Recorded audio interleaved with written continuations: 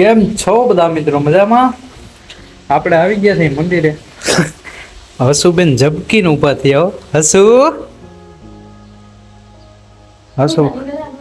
હસુ પાછી હોઈ ગઈ. જો ઉઠી હતી ને પાછી હોઈ ગઈ. અમે હે ને ગોંડલથી આવ્યા અને રસ્તામાં એ હોઈ ગઈ હતી ગાડીમાં, અને અહીંયા મંદિરે આવ્યા ને તો હજી હુતી જ છે. નહીં બહુ તડકો હતો, માથું દુખે છે. હે માથું દુખે, બહુ તડકો.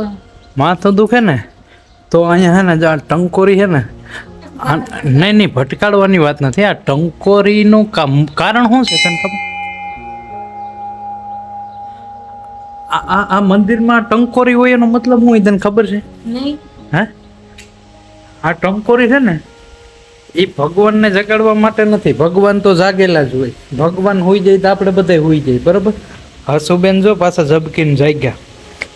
આ ટંકોરીનો મુખ્ય કારણ એ છે, આમ જો આપણે આમ વગાડીએ ને પછી પાછળથી જે આમ ટંગ એ જે અવાજ આવે ને, એ અવાજ છે ને આખા વાતાવરણમાં ઉર્જા ફેલાવે. શું ફેલાવે? ઉર્જા ફેલાવે. હા, એ આખા વાતાવરણમાં ઉર્જા ફેલાવે. એ નહીં, તને આવું બધું છે ને વૈજ્ઞાનિક કારણ છે.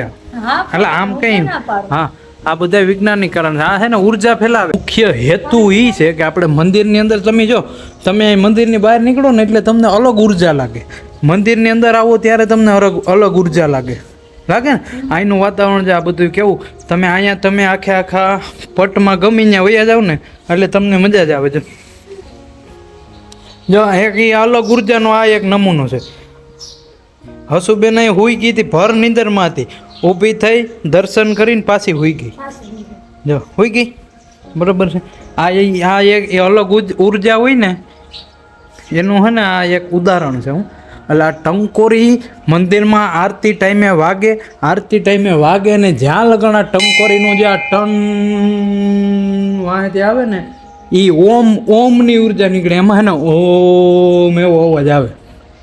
ચાઇના વાળા ઓલા તને ખબર હે ઓલા ટકોરા કાઢ્યા હે આવડા ઓલા ટકોરા, એમાં હે એ તને નહીં ખબર તો તું સર્ચ મારી જાય. એ હે ને ઉર્જા માટે સ્પેશિયલ યોગા લોકો એ યોગા કરવા માટે એને ટકોરા કાઢ્યા. એવા એ ટકોરામાં હે ને આવી રીતના આમ વગાડે ને એટલે એમાંથી હે ને અલગ ઉર્જા, આવી રીતના જ અલગ ઉર્જા પંચ ધાતુનું બનેલું હોય, અલગ ઉર્જા આવે આમ ટન ઓમ ઉર્જા. એ ઉર્જા માટે તમે અહીંયા નીચે જે માણસ અહીંયા નીચે ઊભો વગાડતો હોય ને એનું ધ્યાન છે ને કેન્દ્રિત થઈ જાય ભગવાનની સામે.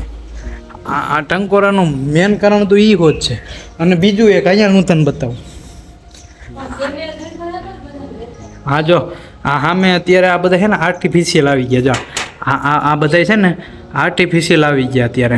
આ વગાડવાના એટલે જરૂરી છે. એનું કારણ શું છે ખબર છે? માણસ પણ અત્યારે ટાઈમ નથી આ વગાડવાનો. નકર પહેલાંના વખતમાં ચોરે માણસો છે ને, રામજી મંદિર હોય કે ગમે એ માતાજીનું મંદિર હોય, ખોડિયારમાંનું મંદિર છે, એવી રીતના ગમે માતાજીનું મંદિર હોય, ગમે એ હોય ને તો માણસો ત્યાં છે ને ઝાલર વગાડવા જાય. આ જે અત્યારે આ બધું આર્ટિફિશિયલ આવી ગયું છે. આમાં તમને દેખાય જો એમાં ઝાલર છે. જો ઝૂમ કરીને બતાવું. એમાં ઝાલર છે, ટંકોરી છે અને આ એક નગારું છે. નગારા વગાડતા ને એને કોઈ દી હાથની બીમારી ના થતી. હા, એ પ્રદક્ષિણા કરાવે જ ને, એને મેં શીખવાડ્યું પ્રદક્ષિણા કરતા. એ નગારા વગાડતા ને જે માણસ નગારા એ માણસને કોઈ દી હાથ ના દુખતા. અત્યારે વગાડવા વાળો માણા નથી. અને નગારું શું કેમ વગાડાય ખબર છે? નગારું વગાડવાનું એ કારણ છે એટલે નગારું વગાડે ને એટલે માણસ સાવધાન થઈ જાય. ગામના પેલા નાના ગામ હતા, આખા ગામમાં નગારું સંભળાતું. એટલે માણસ સાવધાન થઈ જાય કે મંદિરે આરતી ચાલુ થઈ ગઈ છે. મંદિરની આરતી થાય ને એની હારો હાર ઘરની આરતી ઉતરવાનું ચાલુ થતું. ઘરે માણસ ધૂપ દીવા આ બધું કરતા. એવી રીતના હતું. પણ હવે આ બધું આર્ટિફિશિયલ આવી ગયું. ગામ થઈ ગયા મોટા વહી ગયા, બરોબર છે. ટાઈમ જ નથી. નગારું વગાડવાનો ટાઈમ નથી. ઝાલર અમે નાના હતા ને રામજી મંદિરે ઝાલર વગાડવા જતા. અમને કોઈ થાક ના લાગતો.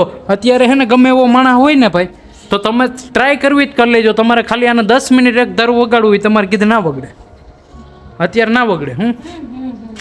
આ હસુબેન અમારે જો અહીં રમે છે. આવી રીતના હે ને આ મંદિરની એવી બધી પ્રકૃતિ છે.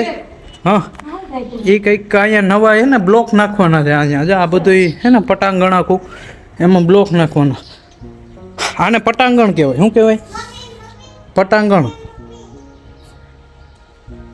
એમાં એવું છે કે હું તો ગામડે રહીને આવ્યો છું પણ આજે અમેરિકાથી આવી અને આજે અમારા વાઈફ છે ને એ સિટીમાં રહેતા એટલે એને હે ને હું થોડું ઘણું હું પેલા નાની હતી ગામડામાં જ રહેતી. નાની હતી તે આ તો મોટા છે ને સિટીમાં જ રહેલા, હા. બહુ ખબર નથી. બહુ ખબર ના હોય પણ થોડી ઘણી આપણે એને ટૂંકમાં આપણે એને કહેતા હોય શીખવાડતા હોય કે આને આમ કહેવાય આને આમ કહેવાય. હું અમુક શબ્દો બોલતો હોય ને ત્યાં ના ખબર પડે પડે હે સાચું કહેજે ખબર પડે તને હે ના એટલે એ બધા હે ને હું અમુક શબ્દો એને શીખવાડતો હોય પૂજા આને આમ કહેવાય પૂજા આને ઓયલું કહેવાય. હશું હાલમાં દીકરો અહીંયા હોઈએ હા અહીંયા દીકરો અહીંયા હોઈએ. આવી રીતના છે બધું મિત્રો. બેઠા એ શાંતિથી. થાકી ગયા આજ અમે છે ને બહાર ગયા હતા મારા મમ્મીને ઘરે ગયા હતા ગોંડલ. આજ ગયા હતા અમે જી પક્ષમાં ગયા હતા અમે જી પક્ષમાં. ક્યાં ગયા હતા? જી પક્ષમાં. એ તમારો હાથી મારો જી પક્ષ ને મારા જી પક્ષમાં અમે ગયા હતા એમ. આમ જો જો નીચે ઉધી ને ફરી ફરી નહીં પડી જાય. અરે લાગે પડી જાય તો કઈ ના થાય તમ તાર રેમ માર દીકરો રેમ. એ તો એને લાગે ને તો એને ખબર પડી જાય.